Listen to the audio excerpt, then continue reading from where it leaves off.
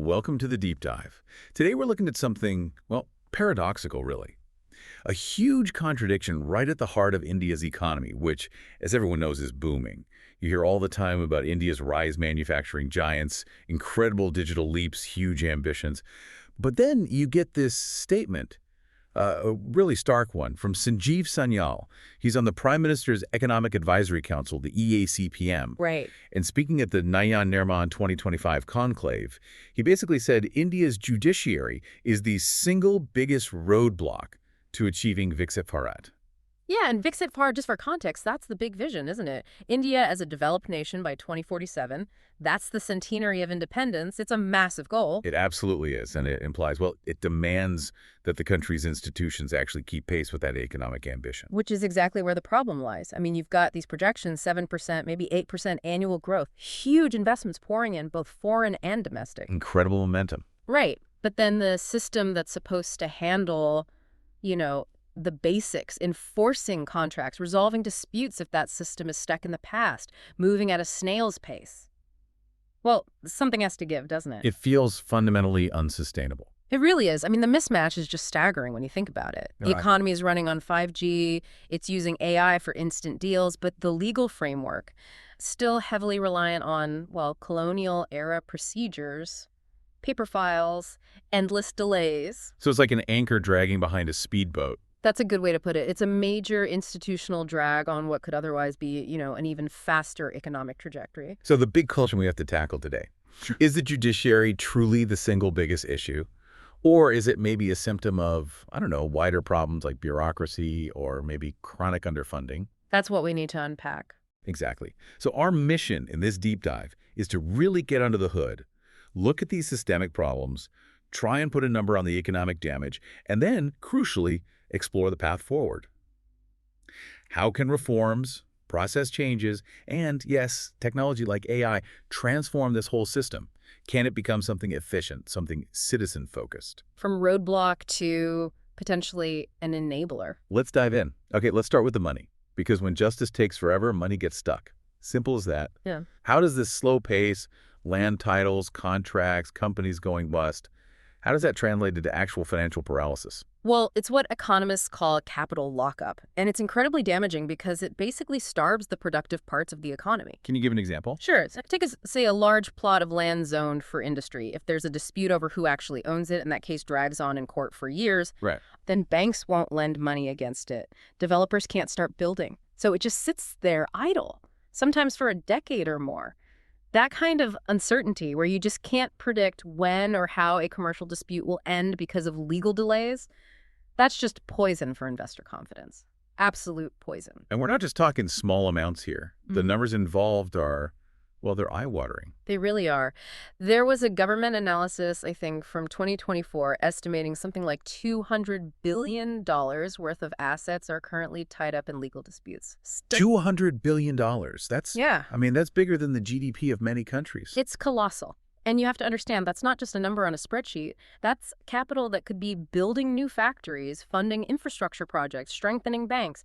But it can't. It's frozen. Where is most of this money trapped? Is it spread out or concentrated in certain areas? It's quite concentrated, actually. A really big chunk is tied up in companies that have gone bankrupt and are stuck in the Insolvency and Bankruptcy Code IBC process. Now, the IBC was meant to be fast, time-bound. It's supposed to be, yeah. But judicial delays often mean those timelines get completely blown out of the water. Then you have massive amounts stuck in disputes over government contracts, especially big infrastructure projects. And of course, the evergreen problem of land ownership disputes.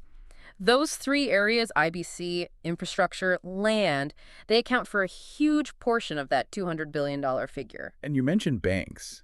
How does the slow court system make the problem of bad loans, the NPAs, even worse? The NPA connection is critical. So a business defaults on its loan. That loan becomes a non-performing asset, an NPA, on the bank's books. Right. Now, if the bank can quickly go to court, enforce its claim, recover the collateral, maybe sell the factory or the land, they can get some money back, write off the loss, and, crucially, lend that recovered capital out again to a healthy business. Okay, makes sense. But If the court process takes years, and it often does, the bank can't recover that collateral quickly. The bad loan just sits there, festering.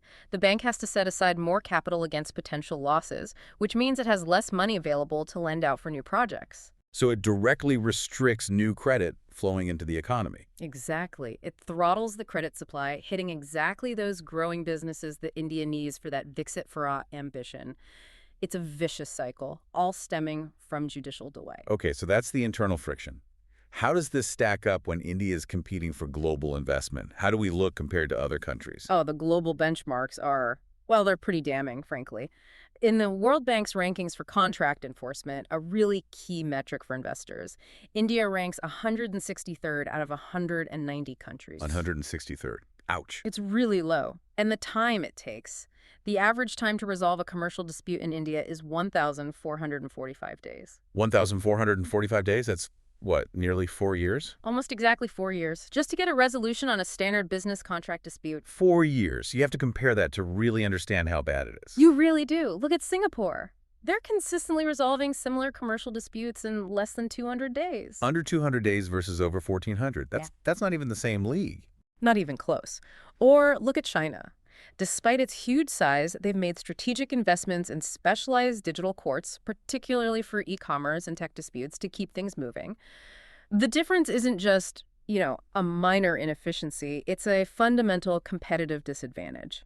Absolutely. If you're a multinational deciding where to build your next major factory, knowing your contracts will be upheld in, say, 6 months versus potentially 4 years, that could easily be the deciding factor, couldn't it? It often is the deciding factor. That predictability, that speed of resolution, it's paramount. So that gap, 1,445 days versus under 200, it makes the judicial capacity issue a direct bottleneck. It directly undermines that whole Viksit Bharat goal. You just can't be a major, reliable, global economic player if your core dispute resolution system is that far behind. Okay, so the cost of delay is enormous. Let's dig into why it's so slow. It starts with the sheer number of cases, right? The backlog. The scale is just mind-boggling. The headline number you often hear is 52 million pending cases, 52 million, across all levels of the Indian courts.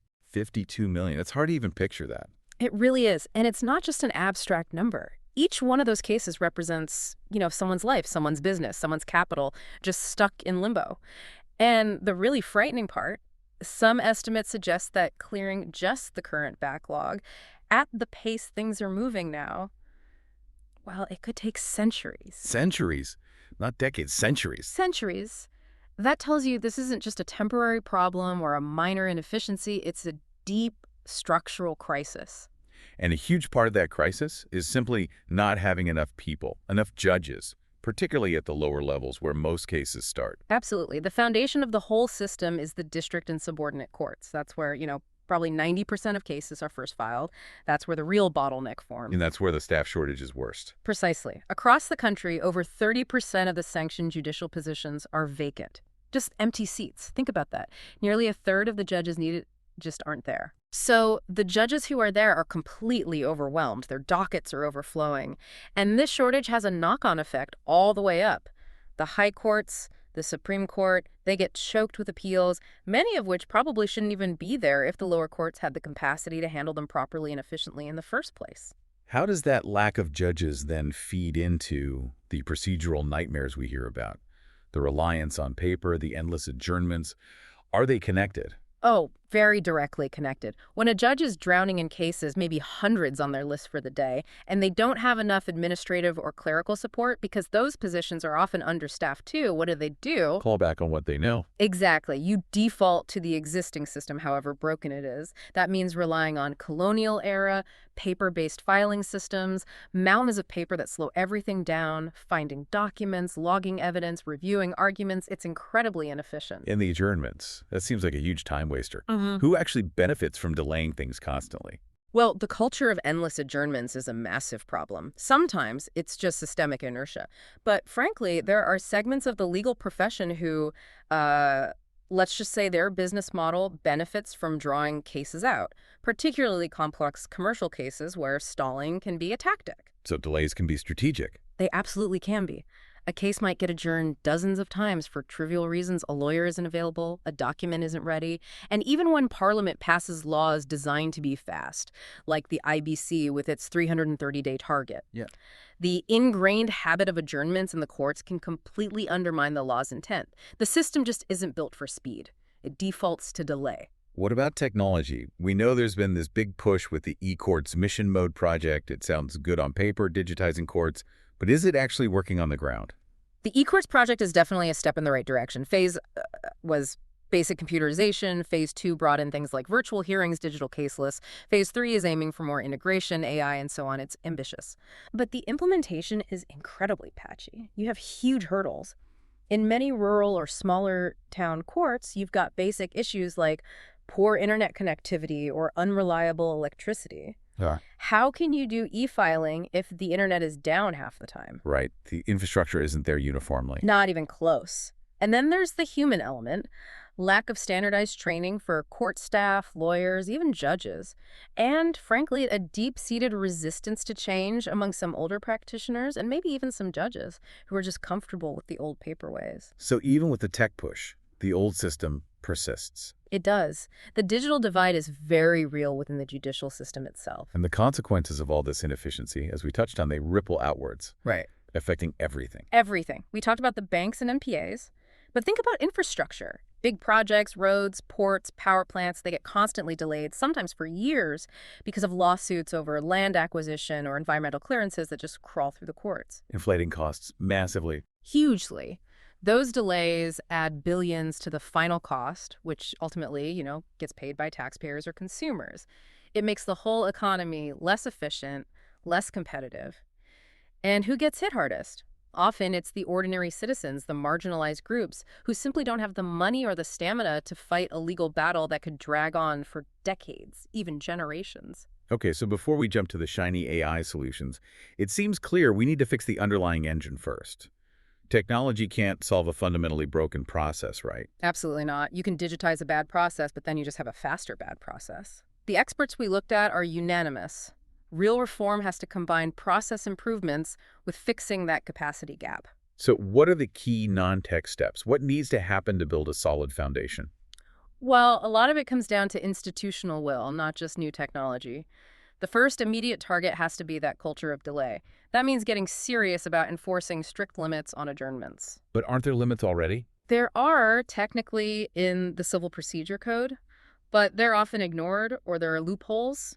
Real reform means making those limits bite, mandating that if you ask for a frivolous delay or too many delays, you pay. Significant costs imposed on the party causing the delay. So you change the economic incentive. It makes stalling expensive. Precisely. It moves the system towards predictability, like we see in Singapore. If you know a case will move quickly and delaying costs you money, the incentive to drag things out just evaporates. Okay, tackling adjournments. What's next?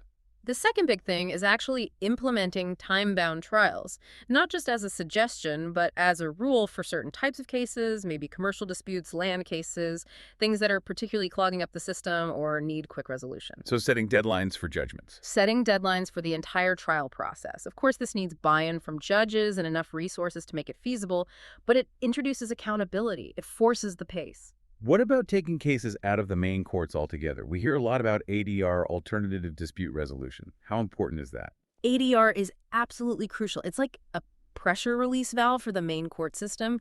If you can divert cases, commercial disagreements, family disputes, maybe minor civil claims into mediation or arbitration before they even hit a judge's desk. You free up the courts for the really complex stuff. Exactly. Free up judicial time for constitutional matters, serious criminal cases, things only a court can decide. India needs to really strengthen the laws around arbitration, make mediation mandatory for certain case types, and invest seriously in training mediators and setting up accessible mediation centers. It needs to become the default first step for many disputes, not an afterthought. Makes sense. Now, back to capacity. That 30% vacancy rate, how do you fix that quickly, but also make sure you're getting qualified people, especially for complex economic cases? It needs a two-pronged attack. First, administrative reforms to simply fast-track judicial appointments. The current processes for recruitment and selection can be incredibly slow and bureaucratic. That needs streamlining. Cut the red tape in hiring judges. Essentially, yes. But second, and equally important, is specialization. We absolutely need dedicated, specialized commercial benches or even separate commercial courts, particularly at the high court level. Staffed by judges who really understand business. Judges with deep expertise in things like finance, corporate law, intellectual property, international trade. These specialized benches can handle complex economic disputes much more efficiently and, frankly, with greater expertise than a generalist judge juggling dozens of different case types. This boosts both speed and the quality, the predictability of judgments, which is exactly what businesses need. Okay, so fix processes, boost capacity, encourage specialization. How do you make sure these reforms actually stick? How do you monitor performance without, telling judges how to rule? That's the tricky balance. Efficiency versus independence. The first step is universalizing the digital tools. E-filing, e-payments, hybrid hearings need to be standard everywhere, no exceptions. But accountability comes from measurement. Yes. We need transparent but non-intrusive performance metrics.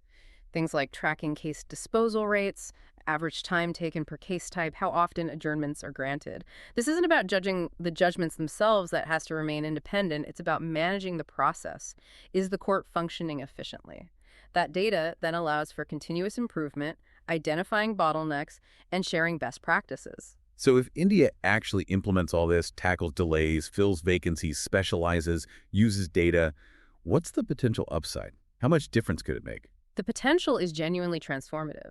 Some analyses suggest that a concerted effort on these fronts could cut the overall case backlog by up to 50% within a decade. 50% in 10 years. It's ambitious, but achievable with political and judicial will. An overhaul like that would be a massive signal to global investors. It would unlock billions in frozen capital.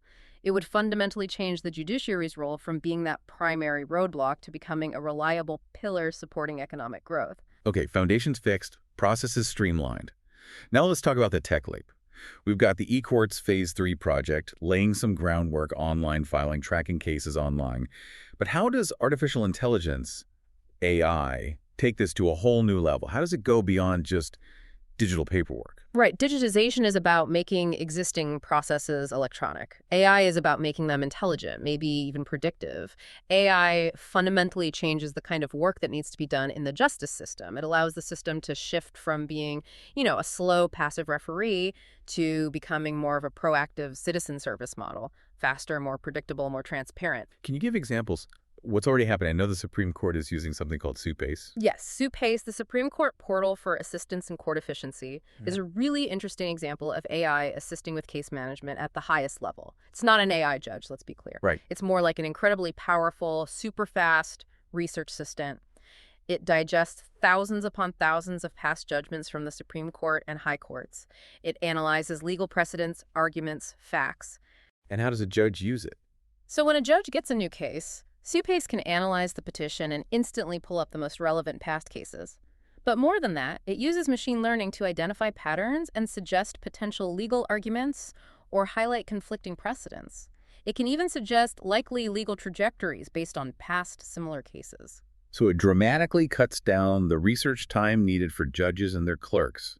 Instead of weeks manually searching libraries, the AI gives them a highly relevant, curated starting point almost instantly. Exactly. It frees up judicial time for actual judging, for thinking about the nuances rather than just digging through archives. And that's different from actual case prediction, right? How so? Well, case prediction is the next step, using historical data to forecast, say, the likely time frame for a certain type of case, or maybe even the probability of a certain outcome based on past patterns. That's potentially very valuable for lawyers' planning strategy and maybe even for litigants to manage their expectations, but it also raises more complex ethical questions. Beyond helping judges think, AI can also just take over the grunt work, the really tedious stuff. Oh, absolutely. And this is maybe the area with the biggest immediate potential for impact automating routine tasks. Think about natural language processing, NLP, a type of AI that understands human language. Okay. NLP systems can be trained to read and summarize huge case files, hundreds or thousands of pages, into concise summaries for judges. That's a massive time saver for clerks. NLP can also automatically scan new filings for defects, missing information, incorrect formats, and flag them before they waste a judge's time. It streamlines the administrative side hugely. You mentioned predictive analytics for citizens, too. I like the analogy of tracking a package. You can see where your case is and maybe when it's likely to arrive. Exactly. That enhances citizen access dramatically. Imagine being a regular person caught up in, say, a property dispute. Right now, you have almost no idea how long it will take. 6 months, six That's years, all uncertainty. total uncertainty. Predictive analytics, based on data from similar past cases, could give you a realistic estimated timeline. That allows you to plan your life, your finances. And think about AI-powered chatbots. They could provide free, basic legal information 24/7, answering common questions about procedures, rights, where to file. This lowers the barrier to accessing justice, especially for people who can't afford a lawyer for initial advice. Okay, this all sounds incredibly powerful, but also potentially risky. How do you make sure these AI systems aren't, biased, So, amplifying existing inequalities in the justice system? that's the critical question. Security and ethics have to be paramount. We know historical data can reflect past biases, societal biases, maybe even judicial ones. So the algorithms have to be trained very carefully on diverse and properly curated data sets. They need constant auditing to check for and correct bias. And humans stay in the loop?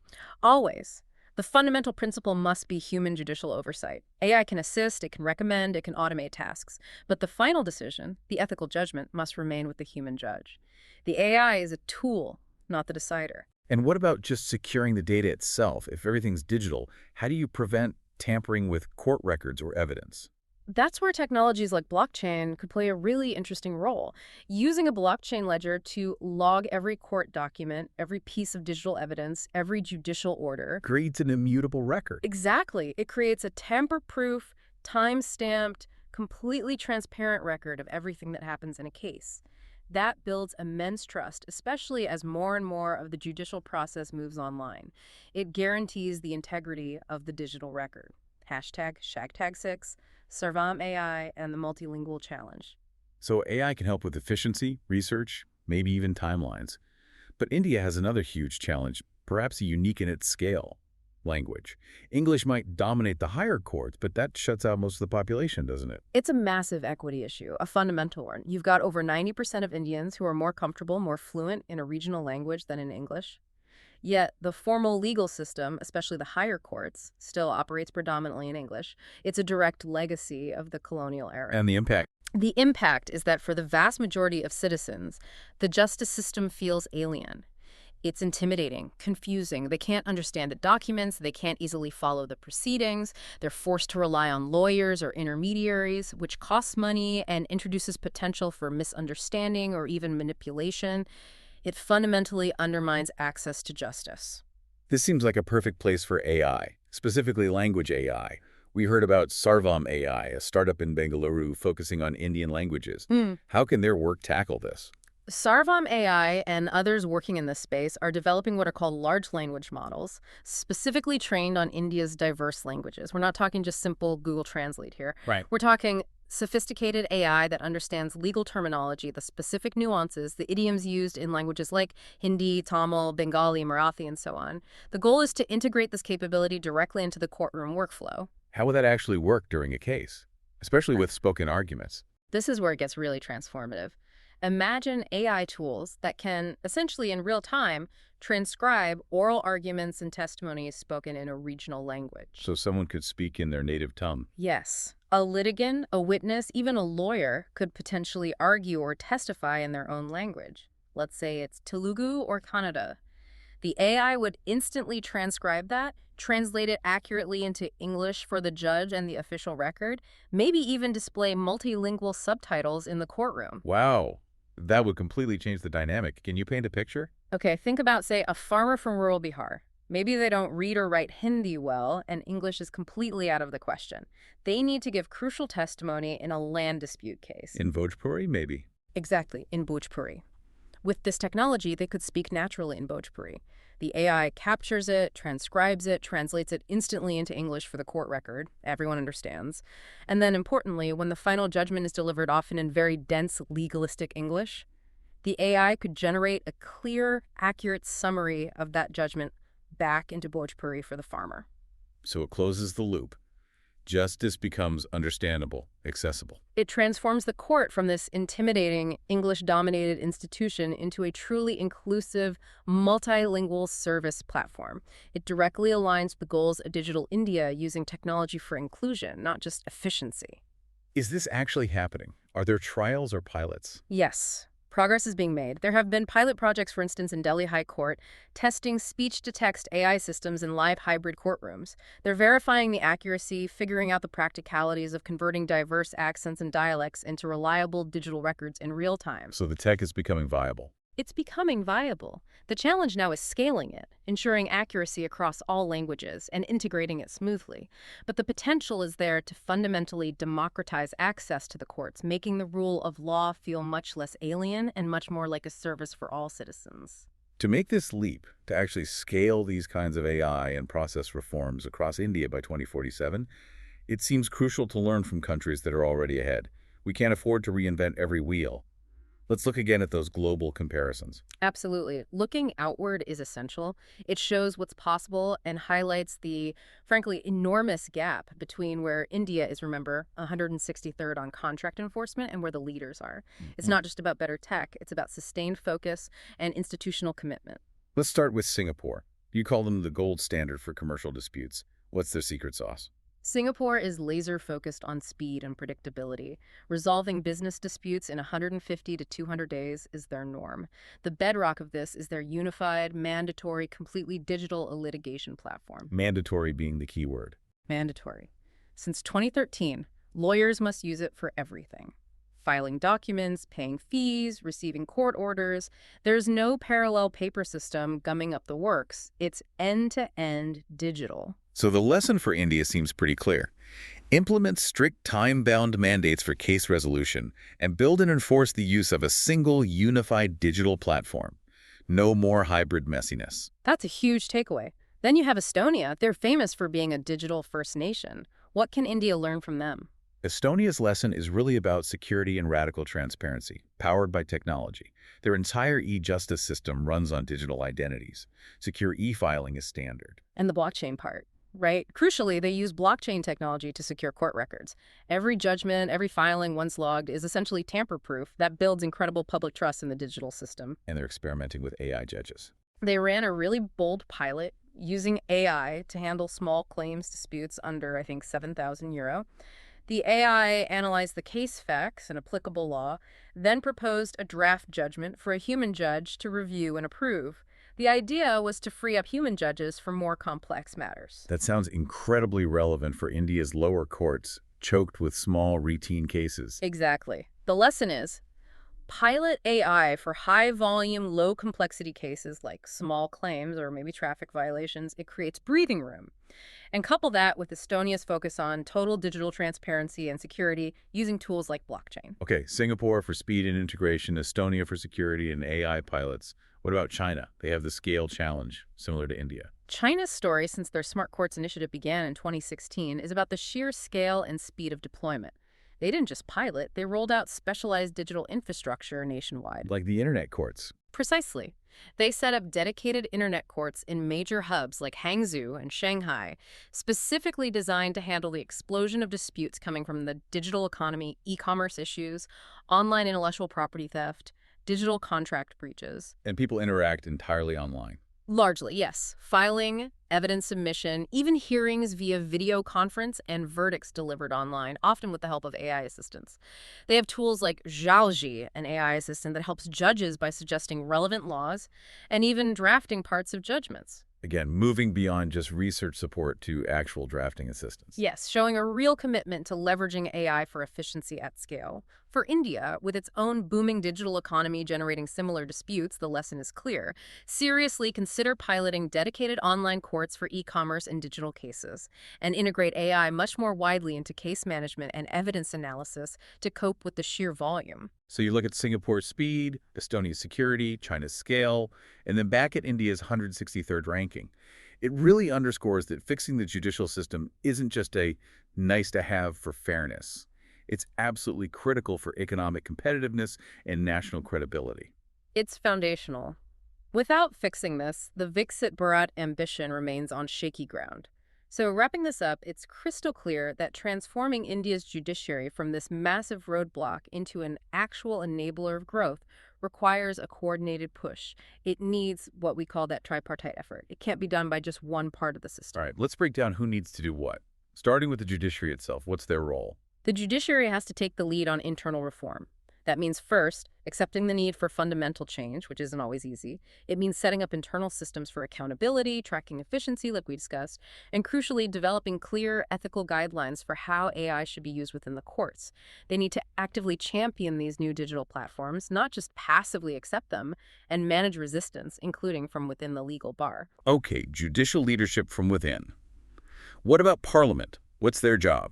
Parliament holds the legislative pen and the purse strings. They need to pass the laws that enable these reforms, mandating limits on adjournments, formally establishing specialized courts, updating those old procedural codes. And critically, they need to commit serious long-term funding for the digitization efforts, the infrastructure build-out, and hiring more judges and staff. This can't be a one-off budget item. It needs sustained investment. And finally, the executive branch, the government. The executive needs to drive the implementation. They manage the budgets allocated by Parliament, oversee the infrastructure development, especially ensuring things like reliable internet reach all courts, even rural ones. They also play a key role in the judicial appointments process. And that's where the friction often comes in, isn't it? The tension between the government's role and judicial independence. Exactly. Judicial independence is sacrosanct, but it makes reforms politically very delicate. There's often tension, for example, over the appointment process, the government wanting more, say, the judiciary guarding its autonomy, often through the collegium system. Navigating this is key. The ideal is self-reform led by the judiciary, but supported and funded by the other branches, without compromising that core independence. So it's not just a technical challenge of rolling out AI, it's a complex political and institutional challenge of getting everyone pulling in the same direction. Precisely.